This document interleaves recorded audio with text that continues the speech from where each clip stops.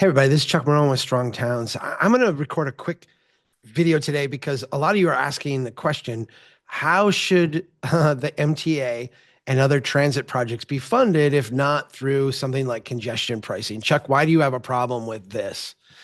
Um, let me give you an ideal world, and then we're going to talk about the real world, right? So in an ideal sense, we would develop our transit systems the way that Japan develops their transit systems today, the way we built railroads in this country 150 years ago, using value capture. I'm going to describe the railroads in this country. Let's pretend that, let's look back at the railroads. Let's say a railroad was not one company, but was two companies, right? Two separate companies doing a similar enterprise. Company A was a land development company. So this was like one branch of the railroad, a land development company. And that land development company would go out, they would acquire the land. They got it from the federal government who stole it from Native Americans. So, like, we can have that conversation too, but they would get the land. And the idea was that they would build the line in order to create the town. They would plat off the land, sell those lots off to speculators and other places, use that revenue to pay for the line and make a profit on land development. There was a land development arm of the railroad, and that land development arm created the infrastructure, the stations, the land around it, all of that in order to perpetuate or expand the system. The operations line then came in and would charge fares to utilize the line. They would charge fares to farmers to move their products. They would charge fares to people who would ride on the line. They were in charge of operations and maintenance. So one company, the railroad company, two separate divisions. Think of them as two separate companies with two separate business models.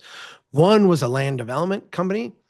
They built the system, and the other one was an operations company. They operated the system, and they both had a revenue stream that worked. This is how we see transit being built in places like Japan. Everyone talks about how great their bullet trains are and how wonderful it is, and why can't we do something like that here? Well, the way they do it there is they go out, they acquire all the land around where they're going to build a station. They build the station, that increases the value of that land by a massive amount, and then they use that money, they sell off that land, they get it sold back, they use the revenue from that to pay for the line. And so now your fare box, your tax base, whatever, just has to pay for operations and maintenance. It's not loaded down with debt. Here's what we do in this country now that is different. And we do this because we have hitched transit funding to highway funding, right? We use the same kind of thinking, the same kind of revenue stream. Highway funding is massively subsidized. It doesn't pay for itself. It creates random millionaires out of people in the middle of nowhere who are given an interchange. So now they can sell to Walmart or the gas station or McDonald's or what have you. We try to do the same thing with transit, and it kills transit. It doesn't work.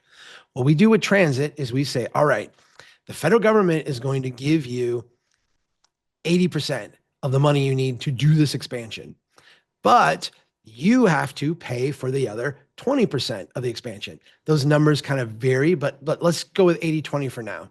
The way you, the MTA, local transit authority, whatever it is going to pay for your part is to take on debt, capital debt, and then try to recoup through the fare box or through whatever other means you can, debt service off of that. Right away, you have taken the development company and you've taken the development company and have essentially like neutered their revenue stream, right? We're not doing any value capture. We're not trying to pay for this in any way. We're just taking on debt. And then you've transferred that debt over to the other side of the operations, which is the O&M side, the operations side. You've taken that debt and you've said, now that debt is an operations debt. And guess what? The operations can't meet that burden. And so what happens over time, the more you do this, the more you expand, the more you take on debt, get that sweet government money, add on, build your system, everybody's happy, yay, yay. You take your operations side and you lard it up with debt. And so now you can't maintain your system. Now you can't maintain good service. Now you can't police your lines. You can't afford to do anything. You've got crappy service in an over-expanded system with lots and lots of debt. The way we actually should fund transit is your value capture. If we're going to expand systems, we should do value capture. This is the way we should fund highways too. If we're going to build an interchange, we should take all those people within the half a mile of that interchange, look and recognize that their property value goes up. It's part of building that, right? Like we make millionaires out of people in the middle of nowhere because we give them an interchange. All right, your property value went up. Now we're going to assess that to you. We're going to recoup that from you. I can't tell you how many times in this country we've seen the federal government come in, subsidize a local transit authority to take on lots of debt, larded up their O&M, made their system not able to work well or run well, and then it serves a bunch of underutilized property.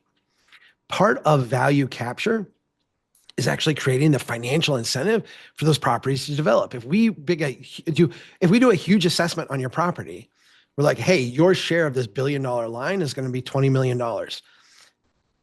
Yeah, we increased your property value by $20 million.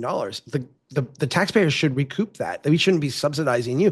We shouldn't be increasing your property value without getting some recompense, right? But if we did that also, not only would we pay for the line, but we would actually create the market incentive for those places to develop. We don't do that today. Our transit projects are huge handouts. Our highway projects are huge handouts. They're handouts to land developers and speculators. And this creates a stuck land use model and a larded up dysfunctional transit model.